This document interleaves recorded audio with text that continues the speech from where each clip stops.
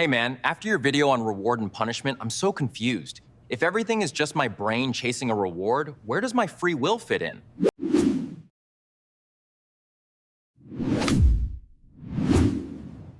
Hello everyone, I'm Ethan Lee.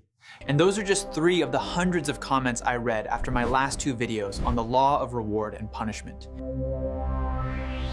I understand how you feel. Admitting that the concept of free will, humanity's most core belief, might just be an overblown illusion is truly terrifying. It can shake every foundation upon which we've built our lives. But with all my sincerity and credibility, based on my real-world experience studying and applying behavioral science, I assure you, confronting this truth is not the end. It is the only door.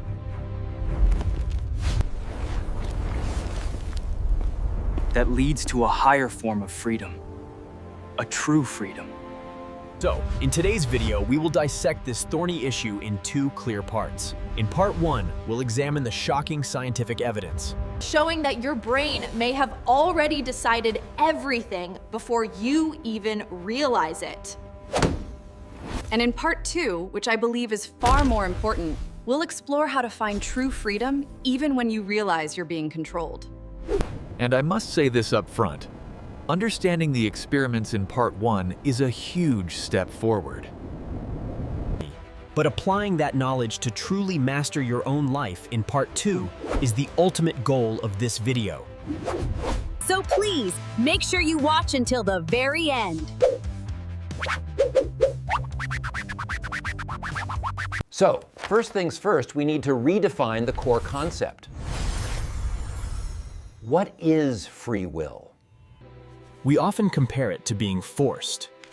For example, working out of passion is seen as freedom.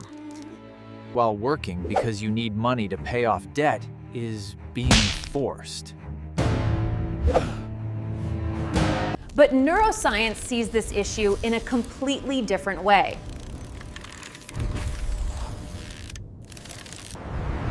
Imagine you're at a crossroads in your life. Continue the stable but boring job. Or venture into a risky startup. When you make a decision, you feel it's your choice. You feel like you are in control. That is the feeling of free will. But from the brain's perspective, this isn't a battle of will, but a calculation.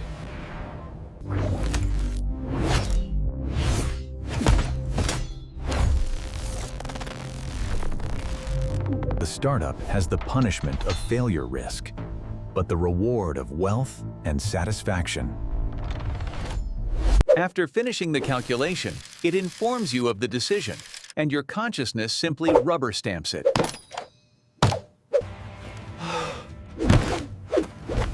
This video is not for those who want an easy, comforting answer. It's for the brave, those willing to look at the truth of how the brain operates. So they are no longer slaves to their own unconscious reactions.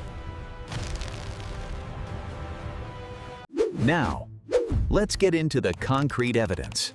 Consider this a list of harsh truths about your brain. And we'll begin with, at position number 5.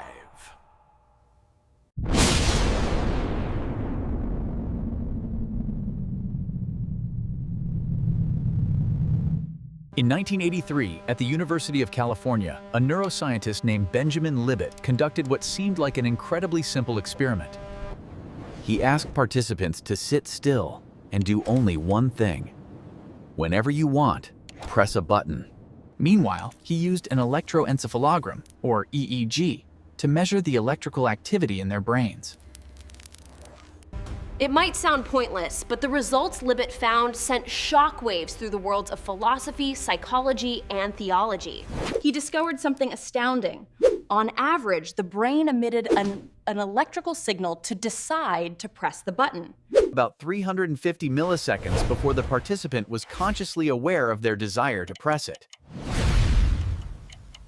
To put it simply, your brain acts first, and your consciousness arrives later, like a storyteller. Running to catch up and justify a decision that was already made. Libet concluded bluntly, "We do not choose our actions. We only become aware of the choice after it has happened." Many people will immediately object. That's impossible. I clearly feel the moment I make a decision. And yes, that feeling is real. But this experiment shows that feeling may just be a delayed recognition. Consciousness isn't the general giving the command.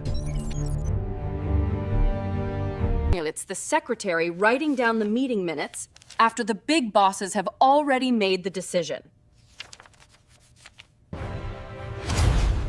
Now, let's move on to the next harsh truth.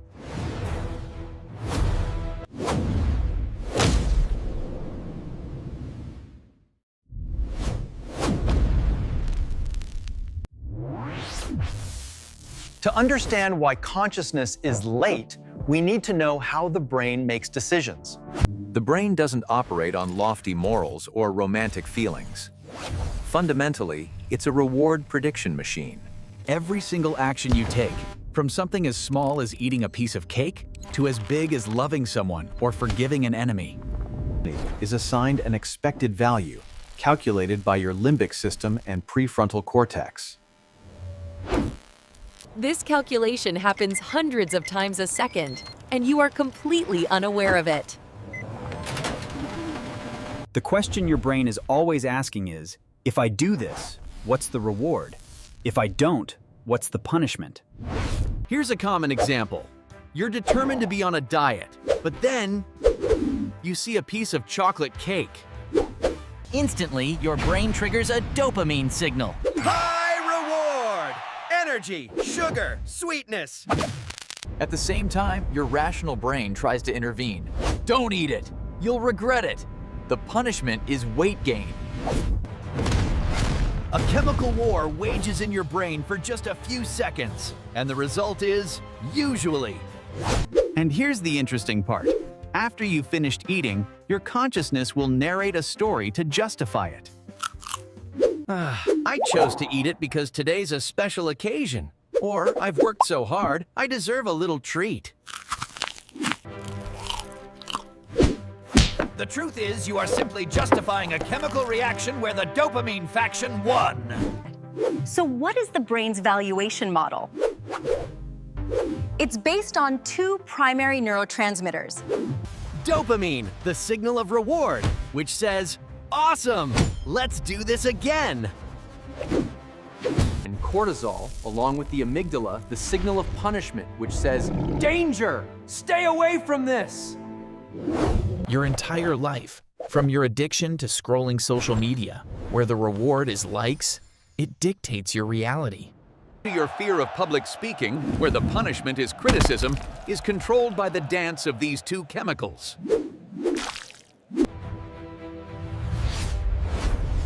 Neuroscientist Sam Harris once said something very profound. If you knew enough about a person's brain state, genetic makeup, and life experiences, You could predict their every behavior so accurately that there would be no room left for freedom. The important advice here is this: be wary of the stories you tell yourself. The next time you procrastinate on an important task to scroll on your phone, your consciousness will say, "It's just 5 minutes of entertainment." But learn to call it what it is. This isn't entertainment. This is my brain chasing cheap dopamine hits. And I am letting it win.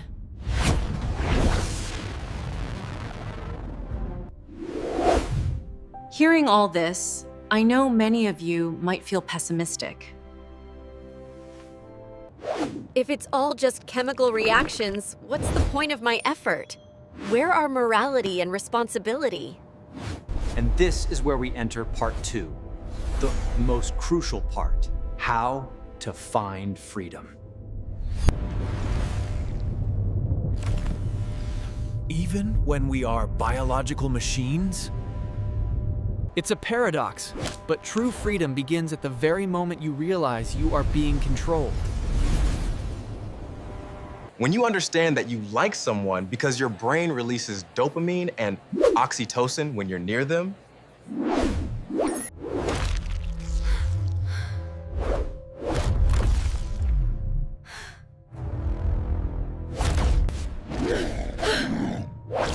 You get angry at someone because an unconscious defense mechanism has been activated.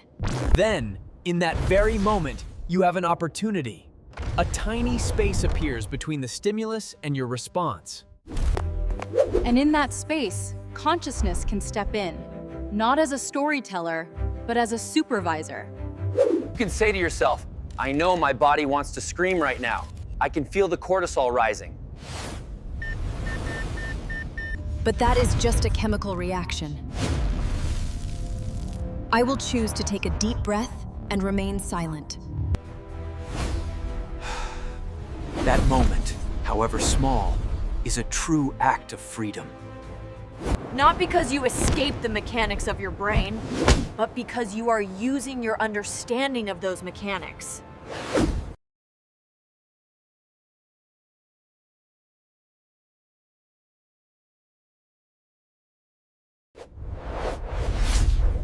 Philosopher Daniel Dennett calls this compatibilist freedom. Humans do not have the absolute freedom to escape the laws of nature.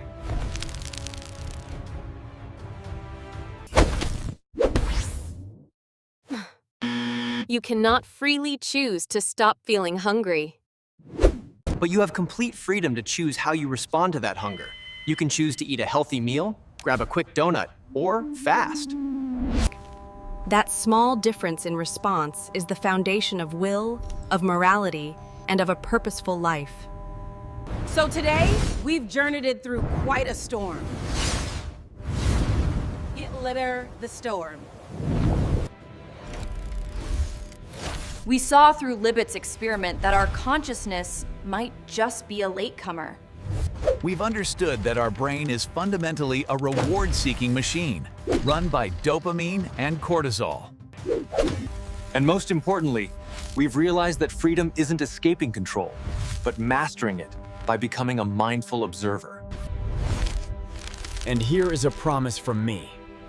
What we've discussed today is just the tip of the iceberg. In the next video in this series, we will dive into a topic that is even heavier and more extreme.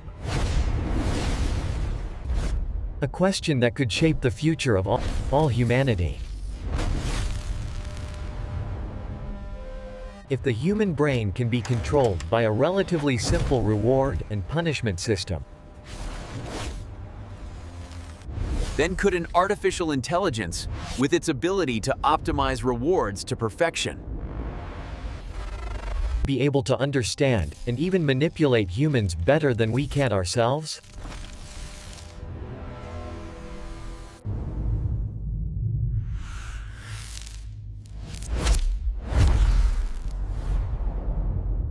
To not miss the next dramatic installment, hit that subscribe button. Yeah. And turn on notifications today. And my final piece of advice: don't just watch this video once and move on. Take action today. Start observing your own reactions. WHI am I doing this? Ask yourself why you do the things you do. On this journey to master your brain, you have no competition but the person you were yesterday. Start right now, while you can still reshape your unconscious habits. Before they shape the rest of your life.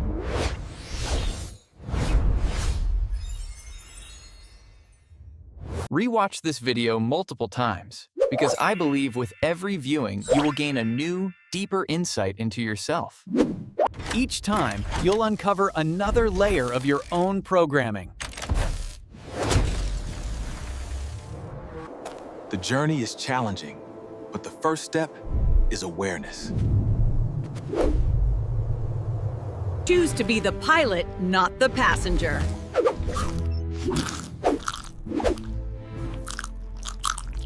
Take back the controls. Your future self will thank you for it.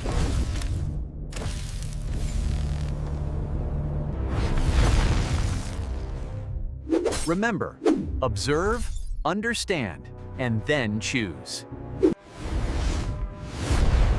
Your power lies in that tiny space between stimulus and response. It's not about stopping the impulse, it's about redirecting it.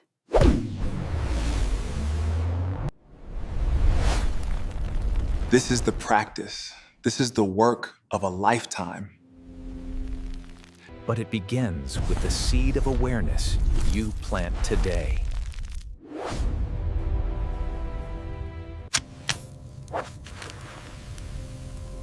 This knowledge isn't meant to make you feel powerless. It's meant to show you where the controls have been all along. So, prepare yourself for what comes next.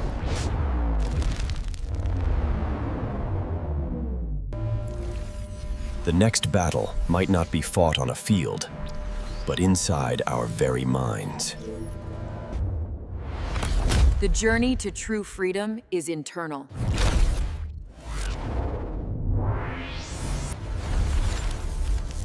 Thank you for taking this profound step with me. This journey is not easy, but it is the most rewarding one you will ever take. Insert from Glenn Templer-Fersen. And Hassel. I'm Ethan Lee. Thank you for watching until the end. And we're people white. Where's the cell? Napa Trooper. And I'll see you on the next stage of the journey.